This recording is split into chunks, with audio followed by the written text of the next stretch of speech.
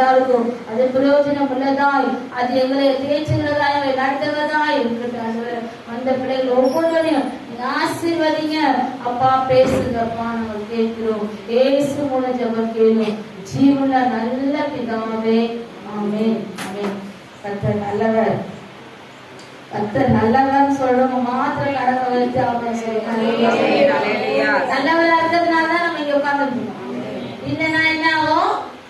எல்லாருக்குமே பயங்கர போராட்டம், ஒருத்தருக்கும் போராட்டம் இருக்கு, யாருக்கும் போராட்டம். ஜெபிக்கும் போதே சில காரியங்களை உண்மையாலுமே உணரலாம். அன்னைக்கு பாருங்க, 11 மணி இருக்கும் ஜெப்ராஜா போன் பண்ணும்போது. 11 மணி அப்போ உட்காந்து நான் ஜோம் பண்ணியிருக்கேன். ஐயா வந்து 10 மணிக்கு மேலே படுத்துறாங்க. படுத்ததுக்கு அப்புறம் நான் உட்காந்து ஜோம் பண்ணியிருக்கேன். திரும்பி ஃபோன் அடிக்க, இந்த நேரத்தில் யார் ஃபோன் அடிக்கிறா? எப்போ பக்கத்துல தான் ஃபோன் வச்சுருக்கேன். எடுத்த உடனே ஜெப்ராஜா பேர் பாக்கியராஜ் ஜெப்ராஜா எடுத்து என்ன ஆச்சுமா அப்படின்னா, அம்மா அணு ரொம்ப துடிக்கிறாம்மா, முடியலம்மா, ஹார்ட்பீட் அப்படியே வேகமா அடிக்குமா, என்ன பண்ணுறது தெரியல. அப்பதான் தூங்கினாரு. தூங்க எழுப்புறதுக்கும் கஷ்டமா இருந்துச்சு. சரி, எனக்கு ஒரு விசுவாசம், கர்த்தர் ஏதாச்சும் அப்படின்னு இருக்காரு. இப்போ நாங்கள் ஜெபிக்க போனோம். கர்த்தர் அடுத்த நிமிஷம் இந்த போராட்டத்தை விசுவாசத்தோடு தான் நான் ஜெபிப்பேன். வேற ஒன்றும் இல்லை. கர்த்தர் பாருங்க, அந்த நிமிஷமே அந்த பிள்ளைக்கு சொல்லிட்டு மறுநாள் வந்து என்னை பார்த்து சொல்லிட்டு போனாங்க. 2 பேரும் கீழ்த்தி அனுபவம், ஆண்டி நீங்க ஜோம் பண்ணி முடிச்சோடனே அந்த இதெல்லாம் போராட்டம் அந்த அடிக்கிறதுலாம் சரியாச்சு ஆண்டி, ஏசப்பா அவங்க தொட்டாருமா. கண்ணீரோடு ஜெபிக்கும் போது ஆண்டவர் கேட்டார். உண்மையாலுமே எப்போ உருக்கமாய் கண்ணீரோடு அவரை நோக்கி பார்க்கிறோமோ அந்த நேரங்கள் எல்லாம் விடுதலை கொடுக்குறேன். அதுக்கப்புறம் நான் தூங்கினேன் ஆண்டி அப்படின்னா. உண்மையா ஏசப்பாப்பா அவ்வளோ நான் நன்றி சொல்றேன். ஏசப்பா உண்மையா ஒரு உள்ளத்துக்குள்ள ஒரு பயத்தோட என்னண்டா இவ்வளோ போராட்டம்னு சொல்லி அழுதே சொல்லி ஜெப்ராஜ் அம்மா ரொம்ப துடிக்கிறாம்மா, முடியலம்மா. நான் கர்த்தர் பாருங்க, ஆபத்து காலத்துல என்னை நோக்கி கூப்பிடணும்னு சொல்றாரு இல்லையா? ஆபத்துல யார் நோக்கி கூப்பிடணும்? கர்த்தர். அந்த நேரம் பாருங்க, தேவன் வீட்டுல கொடுத்தாரு. இந்த நைட்டு வந்து அம்மாச பிரேமையும் கலந்து கொள்வதற்கு அவங்களுக்கு கிருபை செய்தார். கர்த்தர் நல்லவரா இருக்கா. உண்மையாலுமே அவரை அறிந்து கொண்ட நாம யாரு? நாம யாரு? விசேஷமானவங்க, பாக்கியவான்க. இப்பேற்பட்ட சீரை பெற்ற ஜனம் பாக்கியம் உள்ளது. அப்ப நம்மலாம் பாக்கியவான்களா பாக்கியவதிகளா இருக்கிறதுனாலதான் அவர் சமூகத்துல வந்து அமர்ந்திருக்கு. எல்லாருக்கும் வேலைகள் இருக்குது, எல்லாமே என்ன இருக்குது? சண்டே ஒரு நாள், வாரம் ஃபுல்லா வேலைக்கு போறோம் 6 நாள். அன்னைக்கு ஒரு நாள் எப்படி இருக்கும்? எழுதும் போதே இன்னும் கொஞ்ச நேரம் தூங்கலாமா? டெய்லி காலையில எழுந்துருமே, இன்னும் கொஞ்ச நேரம் தூங்கலாமா? ஐயோ டயர்டா இருக்கு. ஆனாலும் என்ன பண்றோம்? இல்ல, தேவ சமூகத்துக்கு போகணும். இன்னைக்கு நான் என்ன பண்ணோம்? தேவ சமூகத்துக்கு போகணும்னு எப்படியோ ஓடி வரதுனால கர்த்தர் நம்மை நடத்துகிறார். ஓய்வு நாள் தேவனுக்குரிய நாள். ஓய்வு நாள் யாருக்குரிய நாள்? எல்லா வேலையும் இருக்கும். அந்த நாளை நம்ம என்ன பண்றோம்? அவருக்காக மாத்திரம் அர்ப்பணித்து அந்த நாளை நம்ம ஆண்டவருக்காக நம்ம செலவழிக்கும் போது அவர் நம்ம விசேஷமாய் நடத்துவார். இன்றைக்கு கூட கர்த்தர் நமக்கு கொடுத்திருக்க வார்த்தையை நம்ம பார்க்கலாம். நல்லவராய் இருக்கிறார்.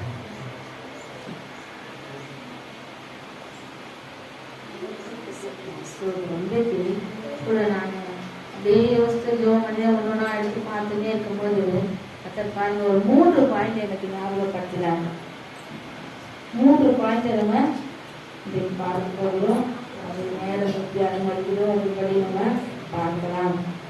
முதலாவது, தேவன் உன் கண்ணீரை காண்கிறார். என்ன பண்றாரு? முதல் தேவ சமூகத்துல நம்ம விடுற கண்ணீரை பார்க்கிறார். நம்ம தேவைகளுக்காக, நம்மளோட எல்லா காரியங்களுக்காக என்ன பண்றாரா? நம்ம கண்ணீரை பார்க்கிறார். அடுத்தது, அவர் வந்து நம்ம விசாரி, எதுக்குமா நீ அழுகுற? என்ன வேணும் உனக்கு? 10 பேருக்கு கேட்டல, நான் உனக்கு என்ன செய்யணும்? எதுக்கு என்ன கூப்பிடுற? தாவீது குமாரனே, எனக்கு 23 என்ன சொல்ற? என்ன வேணும்? நான் என்ன சொல்றேன்? பார்வை அடையணும் கேட்கிறல. அப்போ நம்ம ஒவ்வொருவரையும் அவர் விசாரிக்கிறவரா இருக்கிறார். விசாரிக்கிறதா இல்லையா? உண்மையா அவரை தேட யாருக்கும் இருக்கு. உண்மையா அவரை தேடும் போது அற்புதம் நிச்சயமா நடக்குது. நான் அதை அனுபவிச்சிருக்கேன். உண்மையா எனக்கு வேற வழி இல்ல ஆண்டவரே, நீங்க மாத்திரம் தான். எனக்கு வேற ஊரில்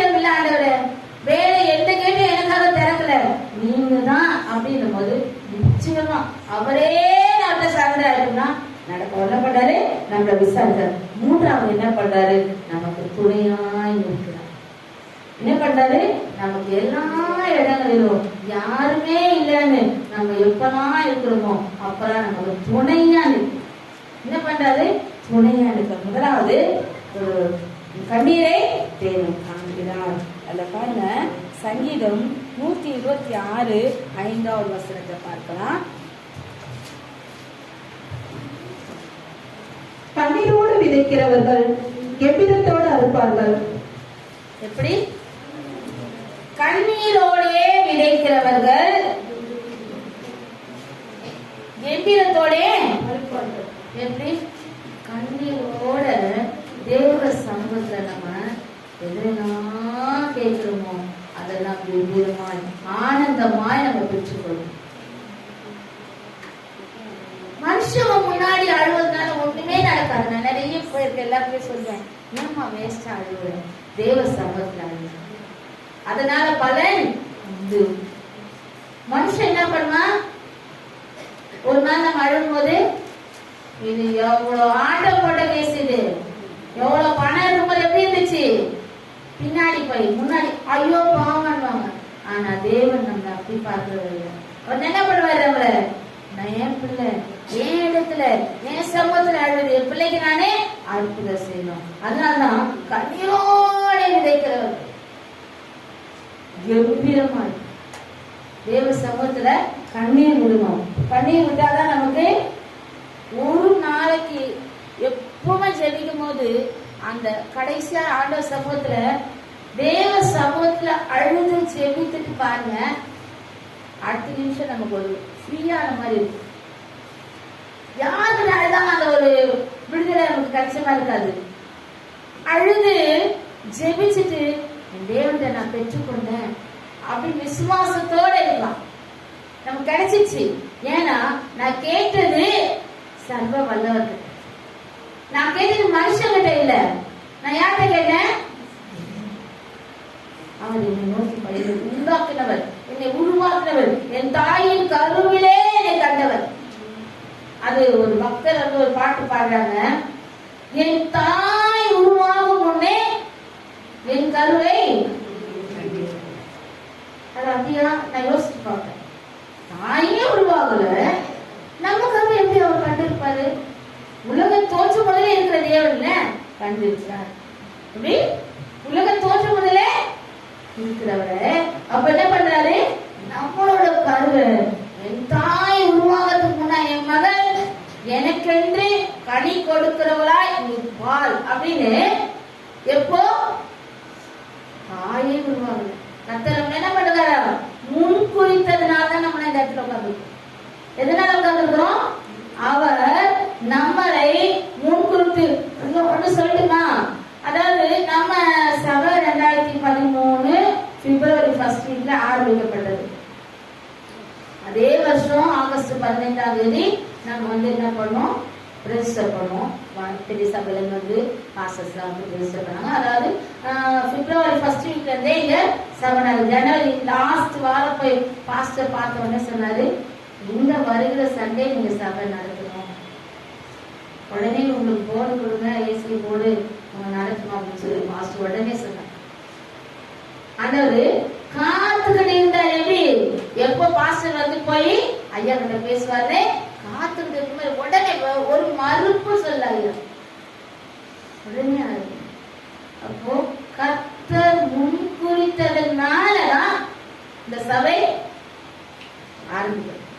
ஒருத்தர் இங்க நம்ம சிட்டி நெக்ஸ்ட் கிட்ட ஒருத்தர் இருக்காரு, அவர் கேட்டாரு ஒரு நாளைக்கு வந்தப்போ, ஏன் பக்கத்துல எத்தனை சர்ச் இருக்குல்ல, நீங்க எதுக்கு இங்க ஆரம்பிச்சீங்க?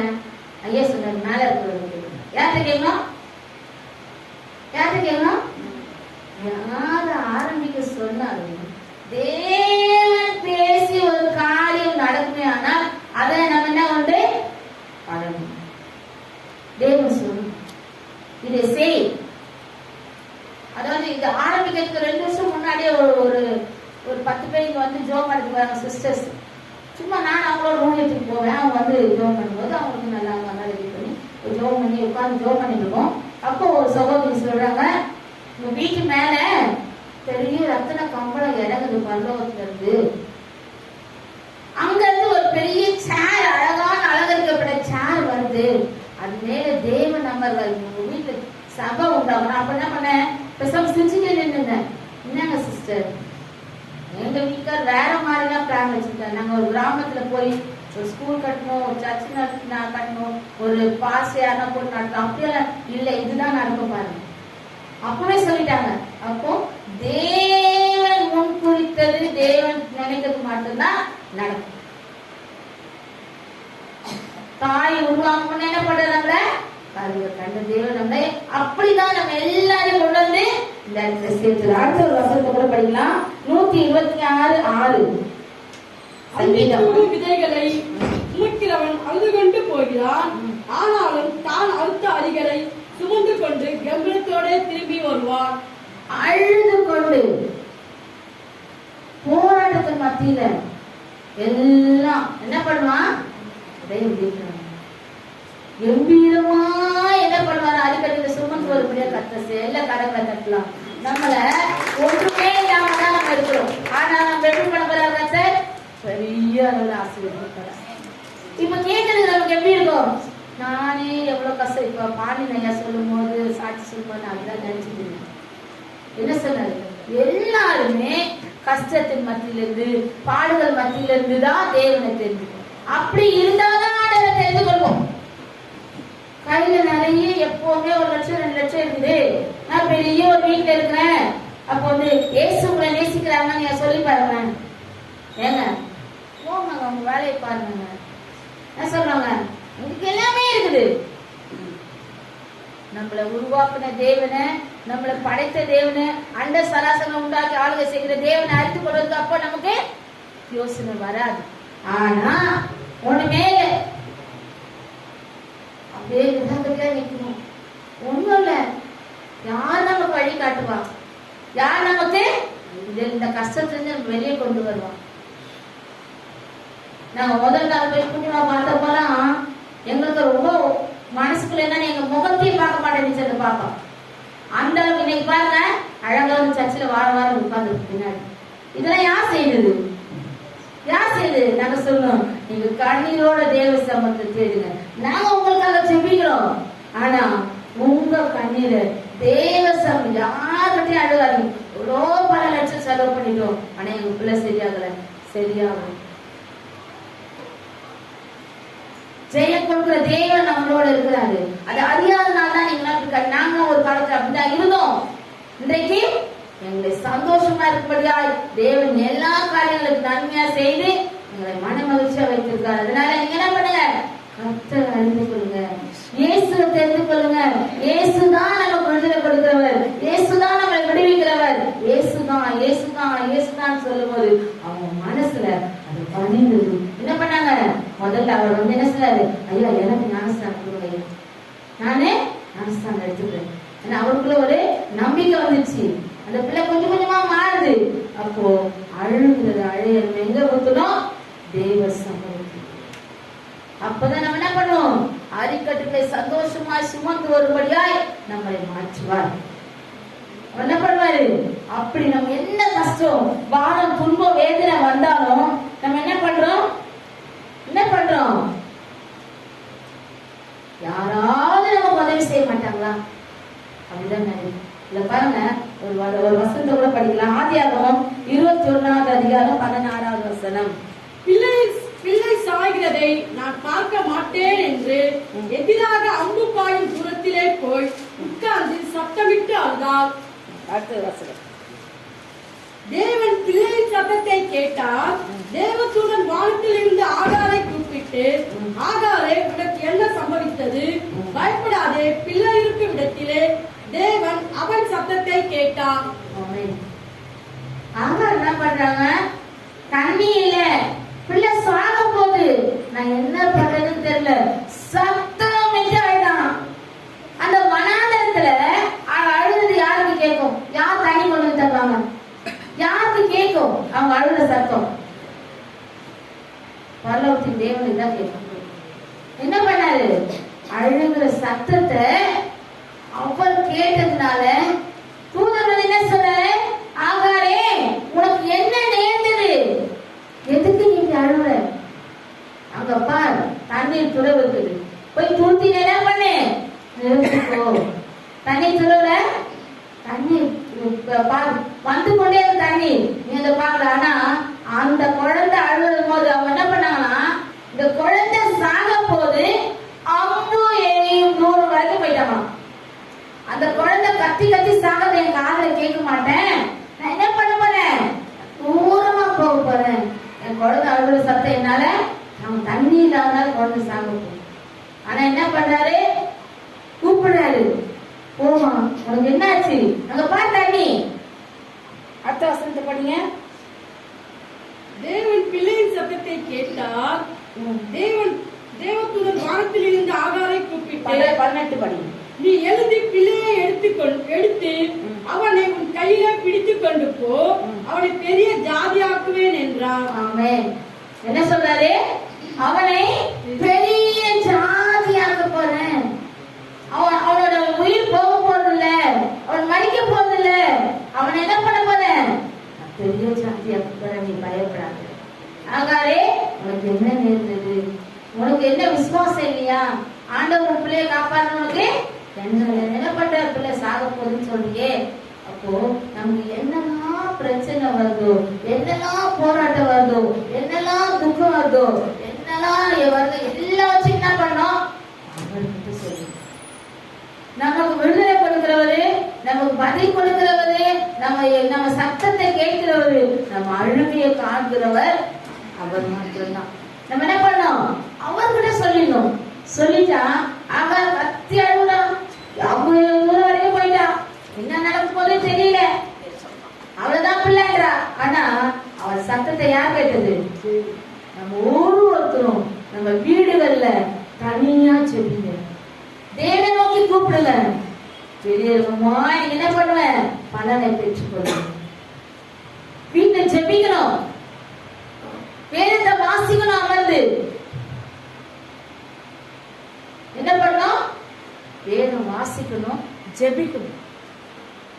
ஜெபிக்க ஜெபிக்க ஜெபிக்க நம்ம கிட்ட இருக்கிற எல்லா, நம்ம குடும்பத்துல இருக்க கஷ்டம், எல்லா கஷ்டங்களும் விலகி போவதை நம்ம உணரணும். அதுதான் சொல்றது, காலையில இரவு என்ன பண்ணுங்க, குடும்ப ஜெபம் பண்ணுங்க, கைப்பிடித்து ஜெபிங்க. ஜெபம் அநேக காரியங்களை, போராட்டங்களை நமக்கு விடுதலையாகும். எல்லா வேலையும் செய்வாங்க, ஜெபிக்கணும் வருவது என்ன ஆகும், சோர்வு கத்துக்கலாம். நம்ம என்ன பண்ணோம், தூங்குற நேரம் ஆயிடுச்சு, டைம் ஆயிடுச்சு, படுக்கணும். அந்த சோர்வுக்குள்ளதான் நம்ம சத்துரு கொண்டு போவோம். என்ன பண்ணுவோம், அந்த சோர்வுக்குள்ளதான் கொண்டு போவோம். ஜெபம் உட்காரும் போதே முடியாது. ஆனாலும் நம்ம என்ன பண்ணணும், நேரத்தை ஒதுக்கணும், ஜெபிக்கணும், ஆண்டவரை நோக்கி பார்க்கணும். அப்ப நமக்கு எல்லாவற்றிலும் நமக்கு விடுதலை கிடைக்கும். அது இன்னொரு அதிகாரத்தை பார்க்கலாம். 1 சாமுவேல் 1வது அதிகாரம் 17வது வசனம். அதற்கு ஏலி, சமாதானத்துடனே போ, இஸ்ரவேலின் தேவனிடத்தில் கேட்ட உன் விண்ணப்பத்தின்படி அவர் உனக்கு கட்டளையிடுவாராக என்றான். அடுத்தது 18. அப்பொழுது அவள், உம்முடைய அடியாளுக்கு உம்முடைய கண்களிலே தயவு கிடைக்க கடவுள் என்றால். பின்பு அந்த ஸ்திரீ புறப்பட்டு போய் போஜனம் செய்தால். அப்புறம் அவர் துக்கமுகமாக இருக்கவில்லை. என்ன பண்ணல, அப்புறம் அவள் துக்கம், ஏன்னா நான் யார்கிட்ட என்னோட கண்ணீரை ஊற்றணுமோ, என்னோட விண்ணப்பத்தை சொல்லணுமோ, யார் என்னை விடுவிப்பாங்களோ, யார் எனக்கு நன்மை செய்வாங்களோ அவரிடத்துல என்னோட விண்ணப்பத்தை நான் சொல்லிட்டேன், என் கண்ணீரை ஊற்றிட்டேன், என் விண்ணப்பத்தை சொல்லிட்டேன். ஆனா ஏலி வந்து என்ன சொல்றாரு, நீ என்னம்மா பைத்தியக்காரி போல என்ன ஆச்சு, நீ வெறித்து இருக்கிறாயா, நான் என்னம்மா, நான் மன கேசமுள்ள ஸ்திரீ, என் இருதயத்துல அவ்வளவு பாரம் இருக்குது. அப்போ உடனே சொல்றாரு, நீ இஸ்ரவேல் தேவனை என்ன கேட்க, ஆயிடுச்சு, அதை நீ பெற்று கொண்டுட்ட, உனக்கு கிடைச்சிருச்சு, நீ கவலைப்படாத. நீ ஜெபித்தது, நீ அவர் சமூகத்துல உன் விண்ணப்பத்தை ஊற்றினால உனக்கு என்ன ஆயிடுச்சு? விடுதலை ஆயிடுச்சு. நீ கேட்டதை தேவன் செய்து விட்டார். அந்த அளவுக்கு என்ன பண்ணிருக்காங்க அவங்க? அழுது புலம்பி அவர் சமூகத்துல ஜெபித்திருக்காங்க. அப்போ நம்ம எங்க ஜெபிக்கணும்? எங்க உட்கார்ந்து தனியா தனியா? அநேகருக்கு தனி ஜெபம் ஜெபிக்கும் போது ஏதாவது தடை வந்து, தனி ஜெபம் ஜெபிச்சா நம்ம என்ன ஆயிடுவோம்? ஜெயம் வந்து. தனியா பார்த்து ஜெபம் பண்ணி பாருங்க, அந்த ஜெபித்ததுக்குள்ள சீக்கிரமா உங்களுக்கு கட்சி. தனியா நம்ம மனசுல இருக்கிறதெல்லாம் அவர் சமூகத்தை ஊற்றிடும், அவர் சமூகத்தை சொல்லிடணும். 2010 நாங்க 2005 எங்களுக்கு வாடகை விட்டு மறுபடியும் நாங்க எம்ஆர் நகர் போயிட்டு மறுபடியும் 2010 இங்க வந்தப்ப எனக்கு இந்த வீடு இங்க இருக்க சரௌண்டிங்ஸ் எனக்கு பிடிக்கவே இல்லை. என்னன்னா அங்க வந்து நல்ல சிட்டியான இடம், எதுக்கெடுத்தாலும் கடைக்கு பக்கத்துல போலாம் வரலாம் வாங்கலாம். இன்னும் ஆண்டவரே மறுபடியும் வந்து இந்த காட்டுக்குள்ள நான் முதல்ல வந்து 2005 இருக்கும்போது இங்க வந்து வேலைக்கு போயிட்டு இருந்தேன், எனக்கு தனிமையா இருக்குன்னு தெரியல.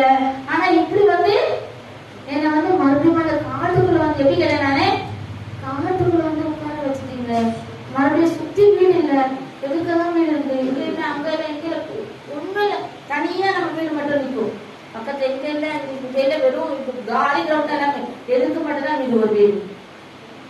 அதனால பாய் வீடு இருக்கும் அவங்க வீடு. ஆனா நான் கேட்கிறேன், ஒரு மாசம் ஆர்டர் பண்ணி என்ன நினைக்கிறதுன்னு தெரியாது. வேலைக்கு அவர் கிளம்பி போவாரு, நான் என்ன பண்ணுவேன், சாப்பிட மாட்டேன், டீ மட்டும் சூடு பண்ணி குடிச்சிட்டு பைக்ல எடுத்துட்டு சோஃபா பக்கத்துல உட்கார்ந்து ஒரே கேள்வி கேட்டுங்க இருப்பேன். ஏன் ஆண்டவரே, நான் நல்லா சுகமா தானே அங்க இருந்தேன், ஏன் மறுபடியும் கொண்டு வந்து என்ன? இந்த ஆண்டவர் சொன்ன ஒரு வார்த்தை, இதோட காரணம் என்ன என்பதை பின்பு நீ அறிந்து கொள்வாய்.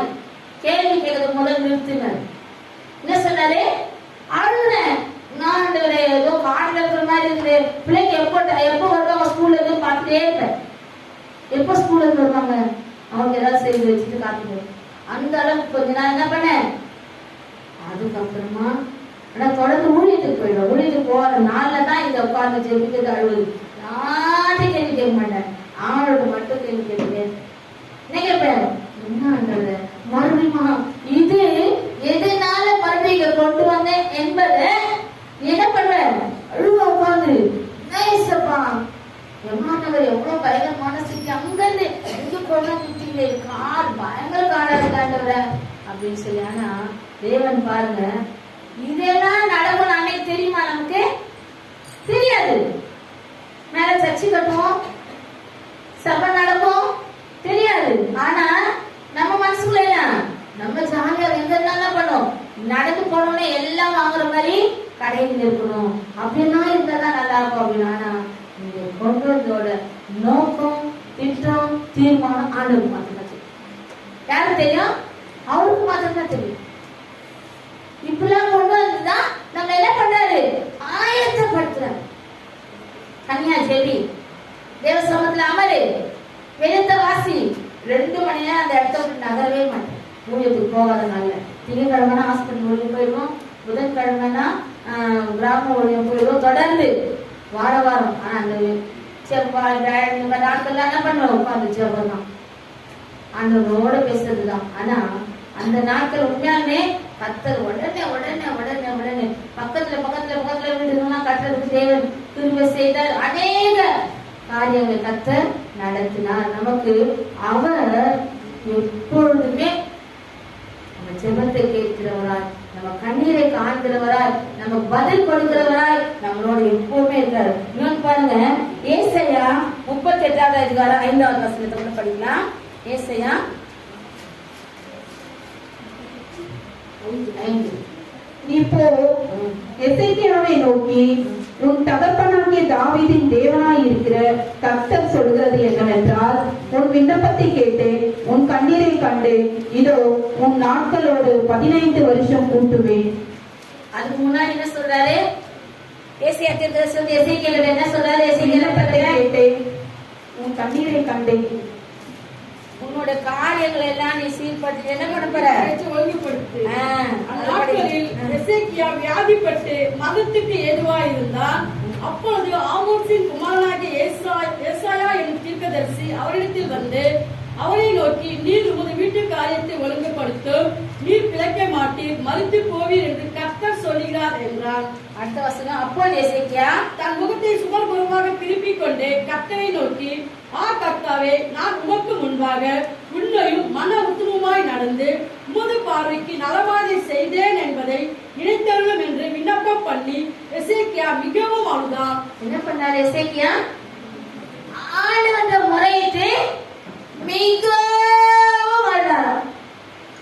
அவருக்கு பலன் இருக்கிற வரைக்கும் என்ன ஆண்டவரே திடீர்னு இப்படி சொன்னா நான் என்ன பண்றது, நான் எப்படி இதை ஏற்றுக்கிறது அப்படின்னு சொல்லி அழுதான்.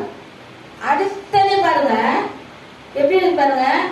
அடுத்தது 4வது வசனம். அப்போது ஏசாயாவுக்கு கர்த்தருடைய வார்த்தையாவது, நீ போய் எசேக்கியாவை நோக்கி, உன் தகப்பனாகிய தாவீதின் தேவனாய் உடனே எழுந்தாரு. அவரு சுவப்புறமா திரும்பி என்ன பண்ணாரு? அழுகிறாரு. அவர் பலன் இருக்கிற வரைக்கும் ஐயோ இன்னாண்டவரே திடீர்னு இப்படி சொன்னா நான் என்ன பண்றது? உடனே அதாவது நம்ம தேவன் எப்படிப்பட்ட தேவனே? இரக்கம் உள்ளவர். உடனே இறங்குவார். உடனே உடனே என்ன பண்ணாரு? உடனே உன் ஆயுசு நாட்கள் என்ன பண்ண போற? எத்தனை வருஷம்? 15 வருஷம். எப்படி இருக்கும் அவருக்கு? இன்னைக்கு மறுத்து போயிட்டு சொல்றதும் 15 வருஷம் நான் அவனுக்கு கூட்டி கொடுத்துருக்கேன். அப்ப கண்ணீரை காண்கிற தேவன். என்ன போராட்டம் நம்ம வாழ்க்கையில வரணும், என்ன வரட்டும், நம்ம என்ன பண்ணோம்? அவர்கிட்டதான் முதல் முறை, அவர்கிட்டதான் போய் முறையிடணும். அப்படிதான் நாம ஜெயத்தை அநேக காரியங்களை பெற்றுக்கொண்டோம். என்ன பண்ணோம்? நீங்க தான் ஆண்டவரே, நீங்க தான் இருக்கு, நீங்க தான் எனக்கு நன்மை செய்யணும், நீங்க தான் எனக்கு எல்லாமே, எங்களுக்கு எல்லாமே இருக்குங்க. அவரை நம்பி 100% 10% ஏற்கனவே சொல்லிருங்க இல்லையா? ஒரு பிள்ளை என்னமா ஜபத்துக்கு ஏற்கனவே நீங்க சொல்றீங்க நான் ஜெபிக்கிறேன். அப்படி இல்ல, நீங்க சொல்றீங்க நான் ஜெபிக்கிறேன் இல்ல, நான் 100% ஆண்டவரை நம்புறேன். அவர் எனக்கு நன்மை செய்வார், அவர் செய்யாமல் இருக்க மாட்டார். அந்த உறுதி மனதுல நம்ம என்ன பண்ணோம்? இருதயத்தில் ஆழத்துல அதை பதிய வச்சுக்கணும். பதிய வச்சு ஜெபிச்சு பாருங்க, உடனே விடுது. அது எப்பேற்பட்ட காரியமா இருந்தாலும் தேவன் செய்து முடித்துட்டார் அப்படின்னு சொல்லி என்ன பண்ணோம்? விசுவாசத்தோட ஜெபி. விசுவாசமே இல்லாம என்ன பண்றாங்க? சில ஜெபங்கள் இருதயத்தின் ஆழத்துல இருந்து வராது. எங்க வரும்? முதல் தகவல் வரும். கரெக்டா சொல்லு. முதல் தகவல் எப்படி இருக்கும்? நானும் ஜெபிக்கணும், சரி ஜெபம் பண்ணி பார்க்கலாம் அப்படி இல்ல. இருதயத்தின் ஆழத்துல இருந்து எனக்கு தேவன் செய்வார், என் ஜெபத்தை கேட்பார், என் கூப்பிடுறதை அவர் கேட்பார், எனக்கு பதில் கொடுப்பார் அப்படின்னு அந்த நம்பிக்கையோடு தான் என்ன பண்ணிருக்காரு எசேக்கியா? கேட்டிருக்காரு. கேட்டதுனாலதான் என்னாச்சு? உடனே 5 நிமிஷத்துக்குள்ளே நான் நினைக்கிறேன் அவர் அந்த முற்றத்துக்குள்ள நடுவுல நடந்து போகும்போது சொல்றாரு, திரும்பி போ, என் மகன் எப்படி நோக்கி கெஞ்சிக்கிறான். அப்ப உடனே என்ன பண்றாரு? உடனே எவ்வளவு நிமிஷத்துல நடக்கும் தெரியாது. அதாவது நான் எப்பவுமே சொல்றேன், தேவன் நமக்கு அற்புதம் செய்யறதுக்கு 1 மணி நேரம் தேவையில்லை, 1/2 மணி நேரம் தேவையில்லை, 5 நிமிஷம் தேவையில்லை. எவ்வளவு நேரம் போதும்? 1 நொடி போயிட்டு போதும். சிறிய நேரம் அவர் நினைத்து நம்மளை நோக்கி பார்த்தாலே அற்புதம் தான். அப்ப நம்ம கண்ணீரை என்ன பண்ணக்கூடாது? எங்கேயும் வீணாக்க கூடாது. தேவ சமூகத்துல ஊற்று. தேவ சமூகத்துல ஊற்றுகிற ஒவ்வொரு கண்ணீருக்கும் அவர் என்ன பண்றாரு? நம்ம கண்ணீரனா வச்சிருக்கிறார். பரலோகத்துக்கு போகும்போது காட்டுவார், நீ இவ்வளோ என் சமூகத்துல அழுதுக்கிறோமா, இவ்வளோ நன்மையும் பெற்றுக் கொண்டிருக்கிறேன் அப்போ நம்ம அழுகுது கண்ணீர்லாம் என்ன பண்ணோம்? ஒருத்தர் ஏதாவது ஒண்ணு சொல்லிட்டோம்னா என்ன பண்ணுவாங்க? ஜபத்துல வரணும் அந்த கண்ணீர். என்ன பண்ணுவாங்க? நம்மளே ஒண்ணுமே சொல்லியே இந்த பாப்பா எதுக்கு அழுகி அழுகுது அப்படி நினைக்கிற அளவுக்கு என்ன ஆகும்? அப்படியே கண்ணு என்னமாச்சு? நான் அப்படிலாம் ஒரு ரிலேஷன் போயிருந்தோம். அவங்க லைட்டா தடிக்குதான் விழுந்தாங்க. அந்த அளவுக்கு எல்லாம் அடிப்படுற அளவுக்குலாம் இல்லை. ஆனா அவங்க 1 மணி நேரம் கண்ணில் தண்ணி ஊத்திட்டே இருக்குது. எனக்கு ஒண்ணுமே புரியல. எதுக்கு இப்படி அழுகுறாங்க? அவங்க எதையோ நினைச்சு அழுகுறாங்க. எதையோ ஏதோ ஒரு துக்கம் மனசுல பாதிச்சதுனால எனக்கு யோசிச்சுட்டேன். எதுக்காக நான் கேட்கிறேன், எதுக்கு அழுகுறீங்க? லைட்டா தானே ஆச்சு, ஒண்ணும் இல்லை, ஒன்னும் உங்களுக்கு அடிக்கூட பண்ணுது. அவங்க சொல்ல முடியல. மனசுக்குள்ள ஏதோ ஒரு பாரம் அது அழுத்துது. அது என்ன ஆகுது? தண்ணி ஊத்திக்கிட்டே இருக்குது. நல்ல தண்ணி ஊத்திக்கிட்டே இருக்குது. ஏன் இப்படி அழுகுறாங்க? அப்பதான் நான் நினைச்சேன், இந்த கண்ணீரெல்லாம் தேவ சமூகத்துல ஊத்துனா எவ்வளவு பலன் கிடைக்கும், எவ்வளவு பலனை நம்ம பெற்றுக் கொள்ளலாம். அப்ப தேவ சமூகத்துல அழுது மண்டாடி சொல்லி எல்லாவற்றையும் என்ன பண்ணுவாரு? அவர் நமக்கு விடுதலை கொடுப்பார். இது நாளத்துல நிச்சயத்தோட சொல்வீங்க. எந்த போராட்டம் வந்தாலும் பரவாயில்ல, அவர் பதில் கொடுப்பார். நம்ம விண்ணப்பத்தை கேட்கிறவர், நம்ம கண்ணீரை காண்கிறவர், அவர் என்ன பண்ணுவாரு? பதில் கொடுப்பார். அடுத்தது அவர் கூட ஒரு பாயிண்ட் பார்க்கலாம். அவர் நம்மை விசாரிக்கிற தேவன், அவர் நம்மை விசாரிக்கிறவர். ஒரு வசனத்தை கூட 1 பேதுரு 5வது அதிகாரம் 7வது வசனம்.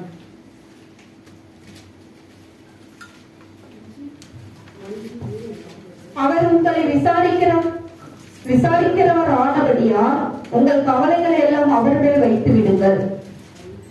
யார் மேல வைக்கணும்? யார் அவரு?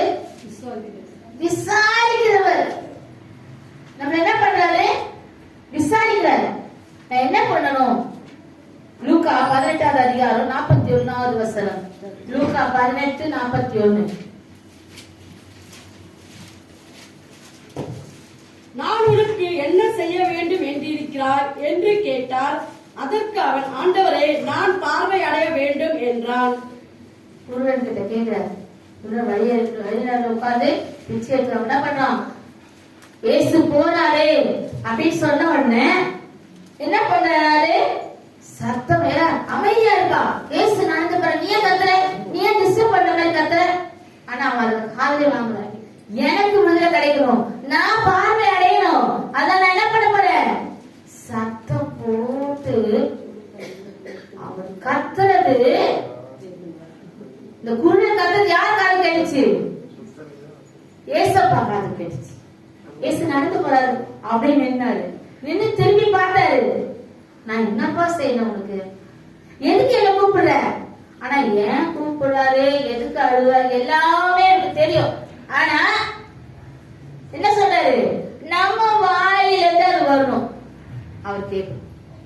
உடனே பதில் என்ன பண்றாரு? ஆண்டவரே, உங்களுக்கு தெரியாதா? நான் தான் குருடனாச்சே, உங்களுக்கு தெரியாதா அப்படின்னு கேட்கிறேன். நான் பார்வை அடையணும். என்ன பண்ணாரு? நான் பார்வை அடையணும். எவ்வளவு நாள் இப்படி குருடனா இருக்கிறது? உடனே செஞ்சாரா? உடனே கண் திறக்கப்பட்டதா அவருக்கு? இயேசு தொட்ட யாவரோ சுகமானார். அப்ப அந்த 3.5 வருஷம் எவ்வளோ பேர்களை அவர் சுகமாக்கினார். நிறைய வேதத்துல எழுதப்படலையாம். ஏன்னா அந்த எல்லா அற்புதத்தையும் எழுதினா இந்த வேத புத்தகம் கொண்டாதான். எவ்வளவு பேச நம்ம தூக்கிட்டு போவோம். இதே தூக்கத்துக்கே சிலர்னா ஒருத்தவங்க நான் கேட்டேன், எங்க பைபிள் இல்லாம வந்திருக்கீங்க? போன் இருக்குல்லம்மா, போன் இருக்கா? பைபிள் நம்ம மீட்டிங் தானே வந்திருக்கோம், போன்ல எல்லாமே இருக்குது. அவ்வளவு பெரிய பைபிள வேற யாருமா சுமக்குறது? நம்மள சுமந்து வராத தேவன் இவ்வளவு நாள் நம்ம சுமந்து இருக்காரு. இத்தனை வருடம் நம்ம சுமந்து நடத்தி கொண்டு வராரு. அவர் கொடுத்த வேதத்தை சுமக்கிறது நமக்கு எப்படி இருக்குது? எப்படி இருக்குது? போன்லயே எல்லாமே இருக்குது. ஆதியாகமம் இந்த வசனம் இந்த அதிகாரம் போட்டாலே எல்லாமே வந்துருது. ஆனா என்ன இருக்கு? இதுல வேற நம்ம இதை சுமக்கிறதுனால நமக்கு அவ்வளவு நன்மை. இதை சுமக்கிறதுனால அவ்வளோ நன்மை நமக்கு தெரியாது. அவ்வளவு நன்மை நம்ம பெற்றுக்கொண்டிருக்கிறோம் இதை சுமக்கிறதுனால. இந்த சமூகத்துக்கு என்ன பண்ணக்கூடாது? கஷ்டப்படவே கூடாது. இன்னும் பெரிய பைபிளா வாங்கி வச்சுக்கணும் நினைக்கிறேன். இன்னும் பெரிய பைபிளா சுமக்கணும். இதை சுமக்கிறதுனால நமக்கு அவ்வளவு நன்மையில கர்த்தர் நமக்கு கொடுக்கிறார். இந்த சத்திய வேதத்தை சுமக்கிறதுக்கு நம்ம கஷ்டப்படவே கூடாது. தேவன் நம்மளை சுமந்து வருகிறார். அவர் சுமந்து வருகிறதுனால இந்த உலகத்துல நம்ம வெற்றியான ஜீவியம் நடத்திட்டு இருக்கோம். அந்த ஜீவியத்தை நம்ம தொடர்ந்து என்ன பண்ணோம்? அவரை நம்ம நோக்கி பார்த்து அவர் நம்மளை விசாரிக்கிற கர்த்தர். அவர் நம்மளை விசாரிக்கிற. யோபு 5வது அதிகாரம் 24வது வசனத்தை கூட படிங்க. யோபு 5:24. உம்முடைய கூடாரம் சமாதானத்தோடு இருக்க காண்பீர், உம்முடைய வாசஸ்தலத்தை விசாரிக்கும் போது குறைவை காண மாட்டீர். ஆமென். எதை விசாரிக்கும் போது எப்படிமா அவங்க இருக்கிறாங்க? நல்லா இருக்காங்க, சுகமா இருக்காங்க. விசாரிக்கும் போது குறைவே இல்ல. அவங்களுக்கு குறைவெல்லாம் கர்த்தர் என்ன பண்ணிட்டாரு? ஏன்னா அவங்க கர்த்தருடைய பிள்ளைங்க. உங்களுடைய கூடாரம் சமாதானத்தோடு இருக்க. உங்களுடைய கூடாரத்தை விசாரிக்கும் போது வாசஸ்தலத்தை விசாரிக்கும் போது குறைவில்லை. ஏன்னா கர்த்தருடைய பிள்ளைகளுக்கு குறைவு இருக்கும். அதை சீக்கிரத்துல அவர் நிவர்த்தி ஆக்கி விடுவார். நம்ம என்ன பண்றோம்? அவரை நம்பி அவர் பாதத்துல அமர்ந்து அவரை நோக்கி பார்த்து அவர் பாதத்துல நம்ம கண்ணீரை ஊற்றுகிறதுனால குறைவுகள் எல்லாம் நிறைவாக்குவார். குறைவே இருக்கும், நிவர்த்தி ஆக்கி விடுவார். நமக்கு நன்மை செய்கிற நம் தேவன் நம்மளோட எப்போதுமே இருக்கிறார். எப்போது நாம் என்னெல்லாம் கேட்கிறோமோ அதெல்லாம் பெற்றுக்கொள்வோம் என்று விசுவாசத்தோடு கேட்டா நிச்சயமா பெற்றுக்கொண்டு விட்டோம் அப்படின்னு விசுவாசத்தோடு. இது எனக்கு கிடைச்சிச்சு, ஆண்டவர் எனக்கு செய்துட்டார், அவர் நன்மை செய்துட்டார், எனக்கு இது கிடைச்சிருச்சு, நான் கேட்டது கிடைச்சிருச்சு. ஆனா தாமதித்து வரும். நம்ம வாயில எப்படி இருக்கணும்? பாசிட்டிவான சிலர் தான் எனக்கு எதுக்கு இதெல்லாம் நடக்கும் பாக்கிறோம். வாயில என்ன வச்சுக்கிறோமா? நம்ம என்ன வச்சுக்கிறோம்? அவிசுவாச வார்த்தையை பேசவே அதை எடுத்து போடும். நம்ம விசுவாசத்தோடு சொல்ற ஒவ்வொன்றும் கர்த்தர் நமக்கு செய்து முடித்துட்டார். தேவன் எனக்கு செய்துட்டார், எனக்கு குறைவு இல்லை. என் கூட விசாரிக்கிறதுனால குறைவே இல்லை. குறைவு இல்லாமல் நம்மளை நடத்துகிற தேவன் அவர் விசாரிக்கிறவரான முடியும். நம்முடைய கவலை எல்லாம் யார் மேல வச்சிருந்தோம்? விசாரிக்கிறவர். நீ ஏதாவது கத்தினரு, நீ ஏதாவது பேசினரு, நான் உன்னை பார்க்க மாட்டேன்னு சொல்லி போற தேவனா நம்ம தேவனே இல்ல. நம்ம கேட்கும் போது எந்த நேரத்துல கேட்டாலும் நம்ம 11 மணிக்கு போய் இந்த மாதிரி டிஸ்டர்ப் பண்ற என்ன அப்படி சொன்ன இல்ல. 11 மணிக்கு ஜெபரோஜா நீ கையை பிடிச்சிக்கோமா, ஆனா கையை பிடிச்சிக்கோ, அவளை நீ பிடிச்சிக்கோ, நான் செபிக்க. கர்த்தர் நம்ம ஜெபத்தை கேட்பாரு, கர்த்தர் அவர் முடிவுல கொடுப்பாரு, நல்லா தூங்குவாங்க. நான் ஆண்டவர் பேச வச்சுதான் நான் நம்பிக்கையோட அந்த வார்த்தையை சொன்னேன். அவங்க போராட்டத்துக்கு மத்தியில சொல்லிக்கிறாங்க, கேட்கறாங்க, என்கிட்ட போன் பண்றாங்க. 11 மணி, என்ன ஏசப்பா பிள்ளைங்க இந்த நேரத்துல இப்படி கஷ்டப்படுறாங்க, நீங்க இருந்துங்க, அந்த கூடாரத்துல நீங்க போங்க, நீங்க மகளை தொடுங்க. உடனே செஞ்சாரா இல்லையா? உடனே மறுநாள் வந்து பிள்ளைங்க என்ன பார்த்து சொல்லிட்டு போறாங்க, ஆண்டி நல்லா அந்த இதெல்லாம் அந்த ஹார்ட் பீட் அடிக்கதான் நின்றுச்சு, கத்தருக்கு நல்லா ஸ்லோவ் கொடுத்தாங்க, நான் தூங்கணும். நைட் நேரம் நல்லா தூங்கி எழுதானா மறுநாள் நம்ம என்ன ஆக முடியும்? ஃப்ரெஷ்ஷா எழுந்துக்கணும். தூக்கம் இல்லைன்னா எப்படி இருக்கும்? சோர்வா இந்த வலி, வேதனை, இருமல், சளி, ஹார்ட் பீட் வேகமா துடிக்கிறது, எவ்வளவு போராட்டம் பாருங்க. ஆபத்து காலத்துல சொல்றாரு இல்லையா, ஆபத்து காலத்துல நான் உன்னை விடுப்பேன், நீ என்னை. அதுலயே 58:22 என்ன சொல்றது? கர்த்தமே நீதிமான் தள்ளாட. அப்போ அவர் மேலதான் நம்ம பார்க்கணும், அவர் தான் நம்மளை விசாரிக்கிறோம். விசாரிக்க. அதுல பாருங்க என்னாகமம் 22வது அதிகாரம் 9வது வசனம். 22:9.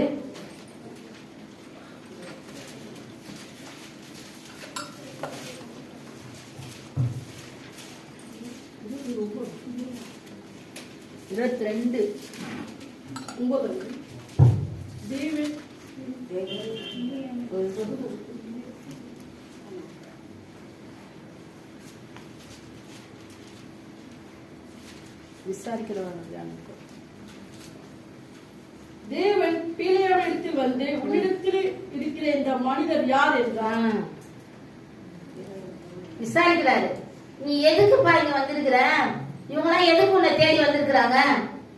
பிள்ளைகிட்ட நீ யாரோட பிள்ளை? இவங்க எதுக்கு உன்னை தேடி வந்திருக்கிறாங்க? என்னுடைய ஜனங்களை சபிக்க சொல்லும்படியா வந்திருக்கிறாங்க. நீ அதை செய்ய என்ன சொல்றாரு? விசாரிக்கிறாரு. நீ என்ன பண்ண போற? நீ எதை செய்ய போற? இவங்களை அனுப்ப போறியா? இந்த கிஃப்ட் எல்லாம் வாங்கி வச்சு அவங்க வார்த்தை கேட்க போறியா? நீ என்ன செய்ய போற? விசாரிக்கிற. என்ன விசாரிக்கிறாரு? நீ என்னத்துக்கு இவங்களெல்லாம் உட்கார வச்சிருக்க? இவங்கள எதுக்குள்ள தேடி வந்திருக்காங்க தெரியுமா உனக்கு? விசாரிக்கிறது. நம்ம நல்வழிப்படுத்துகிற தேவன், நம்மளை விசாரிக்கிற தேவன், நம்மை நடத்துகிற தேவன். விசாரிக்கிறவரானபடியா என்ன பண்ணோம்? நம்ம கவலை, பாரம், துன்பம் எல்லாத்தையும் அவர் மேல வச்சு நம்மளை ஒருபோதும் கைவிட மாட்டார். ரோமர் 10:11 என்ன சொல்ற வசனம்? சர்ச்சுக்குள்ள வந்தாலே அந்த வசனத்தை படிக்கலாம். என்ன சொல்றது?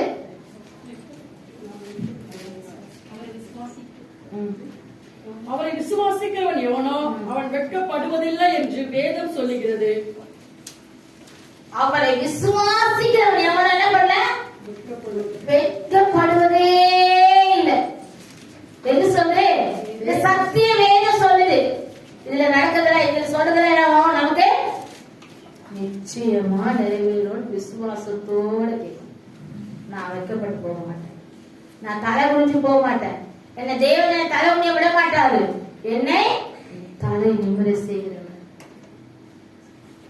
என் தலையை எல்லாரும் முன்பாக நிமிர செய்கிற தேவன் என்னோட இருக்கிறார்.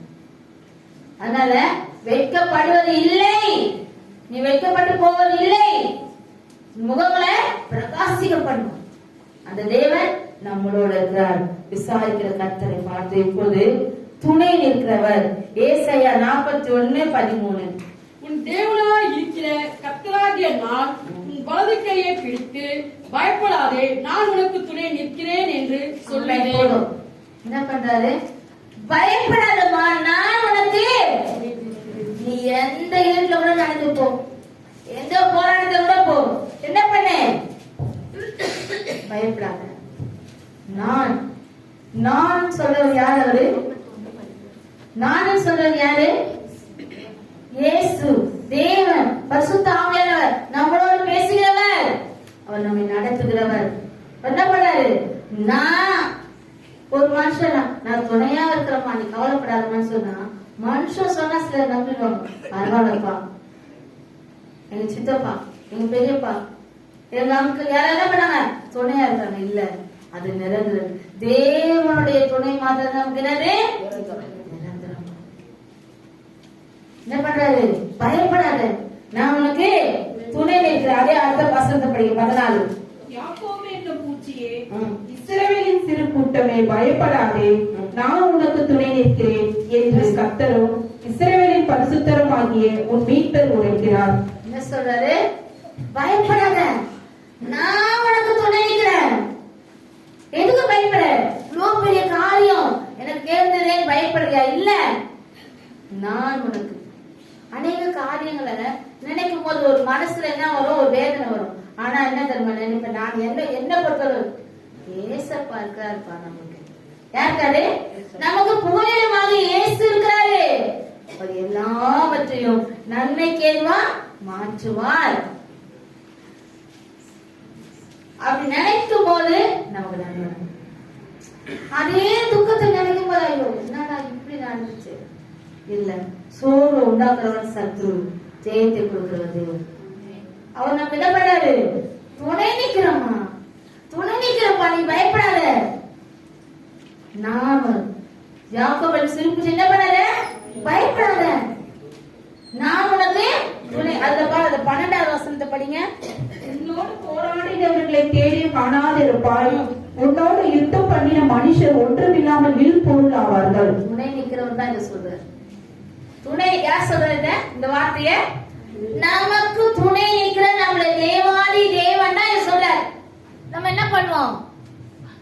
நம்மளோட போராடினவங்கள நினைச்சா ஐயோ இவ்வளவு பெரிய போராட்டம் இருக்கு இல்ல, அதுக்கு அடுத்த வசனம் அதான் சொல்றாரு. என்ன சொல்றாரு? தேவனாகிய கர்த்தராகிய நான் வலது கையை பிடித்து பயப்படாதே, நான் உனக்கு துணை நிற்கிறேன் என்று சொல்லுகிறேன்.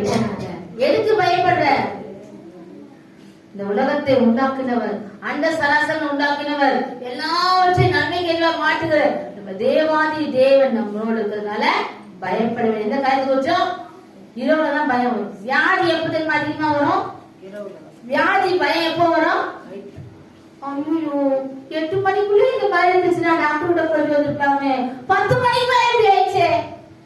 ஏன்னா அதுதான் அதோட வேலை. என்ன பண்ணும்? பயம் காட்டும். உடனே ஏசப்பா. அந்த நேரம் நம்ம யாரை பார்ப்போம்? அந்த நேரம் யாரை பார்ப்போம்? டாக்டர் கிட்ட போயிட்டு வந்துடலாம். மணி 10 ஆச்சு, டாக்டர் கிளினிக் க்ளோஸ் பண்ணி போயிருப்பாங்க. அவங்க கிளினிக் க்ளோஸ் பண்ணி வீட்டுக்கு போயிருப்பாங்க. ஆனா எதுவுமே க்ளோஸ் பண்ணாம நமக்கு எப்பவுமே ஓப்பன் டோர நம்ம பார்த்துக்கிறது யாரு? நம்முடைய தேவன், இந்த கர்த்தர் என்ன பண்றாரு? எப்பதான் நம்ம அவரை நோக்கி பார்க்கிறோமோ, நோக்கி கூப்பிடுறோமோ, அப்பெல்லாம் என்ன பண்ணுவாரு? உடனே உடனே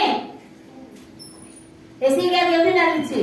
உடனே 5 நிமிஷத்துக்குள்ளேயே அவருடைய போராட்டம் நீங்க கொஞ்சம் அதே சேர்ந்து சொல்றாரு. என்ன சொல்றாரு?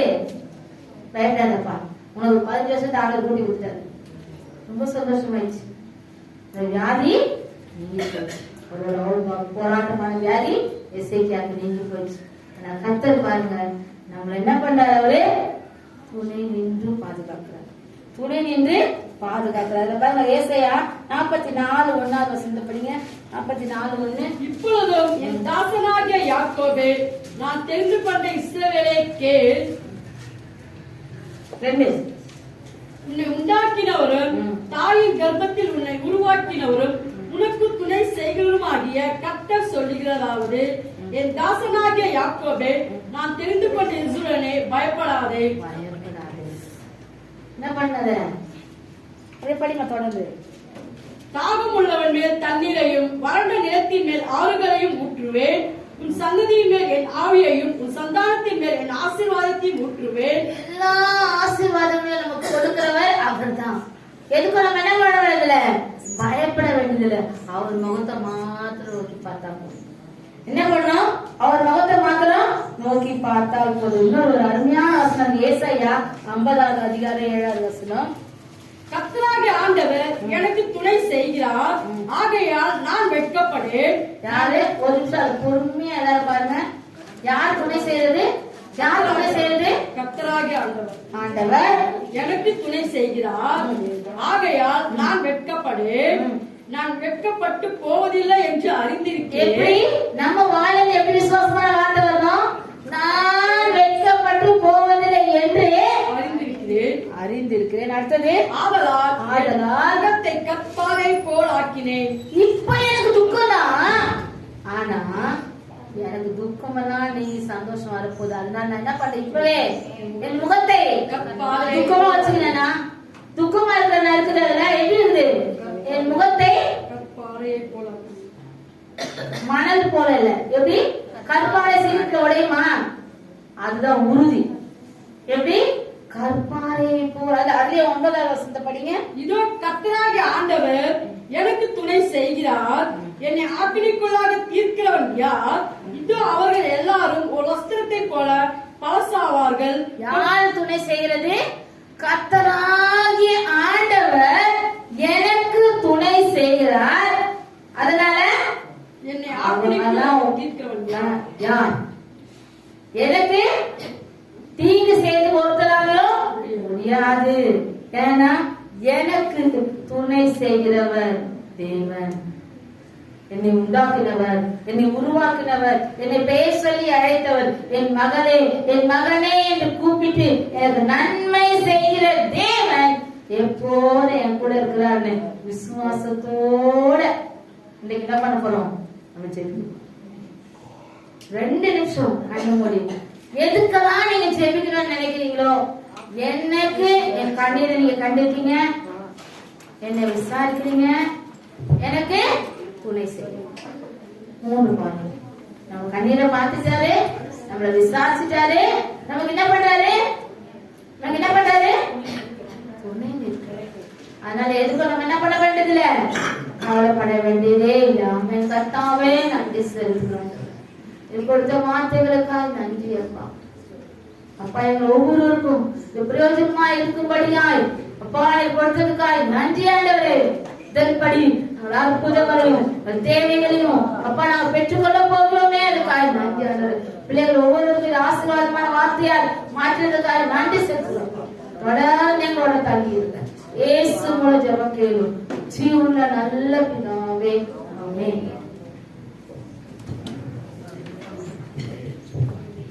அம்மா இன்னைக்கு எப்படி